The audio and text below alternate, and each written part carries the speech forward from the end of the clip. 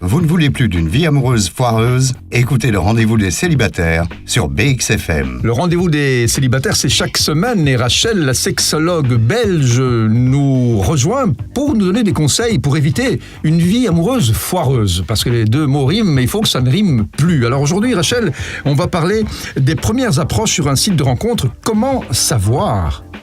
Oui, bonjour Michel déjà et bonjour Laura, parce que déjà choisir son site de rencontre est important en fonction de ce que l'on veut. Alors est-ce que vous voulez une partie de jambes en l'air ou bien plutôt une relation sérieuse? Évidemment, le site va vraiment vous aiguiller. Si vous prenez rendez-vous par exemple, c'est un site pour des relations sérieuses. Si vous prenez Tinder, c'est un site pour une partie de jambes en l'air. Si par contre vous êtes marié et que vous voulez être infidèle, il y a le site Gliden. Vous voyez, c'est quand même assez large, hein. Autant faire le bon choix.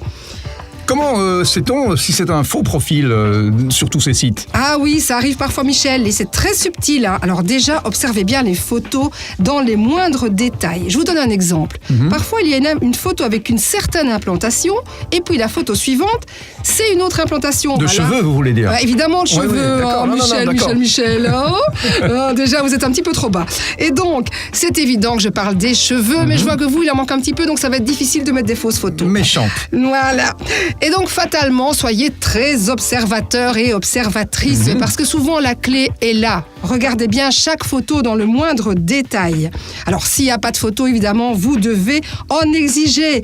Parce que bon, c'est bien beau de discuter pour découvrir la beauté intérieure, mais gardez les pieds sur terre, s'il vous plaît. Derrière un ordinateur, c'est facile. Les arnaques aussi. Alors, vous conseillez quoi ? Bon, mais donc déjà, si on reprend les photos, parfois, il n'y a même pas de visage que l'on puisse vraiment bien voir, mais vous voyez plutôt des montagnes, vous voyez quelqu'un au sport d'hiver, vous voyez, ou alors sur un bateau, donc genre, ben voilà, moi j'ai de l'argent, je vais vous appâter, bien sûr, tout ça est possible, mais restez prudent. Alors, la deuxième règle, c'est de bien analyser la façon dont il se présente.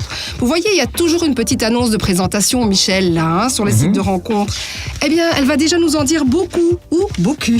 Alors, un homme qui parle de ses fesses, justement, tout de suite, déjà dans son intro, ben c'est clair qu'il va vouloir vous l'introduire très vite aussi, hein. Alors Michel, vous voyez, il y en a qui écrivent carrément sur le ton de l'humour: si tu aimes les belles fesses, tu es au bon endroit. Oui, vous êtes au bon endroit pour une partie de jambes en l'air. Voilà, on en revient toujours à ça. C'est le piège pour ceux qui ne souhaitent pas tomber dans ce domaine-là. C'est pour ça qu'il faut analyser convenablement ses propres besoins. Alors, D'accord. Soyez sincère avec vous-même. Que voulez-vous vraiment? Une relation sérieuse ou juste passer un moment sexuel?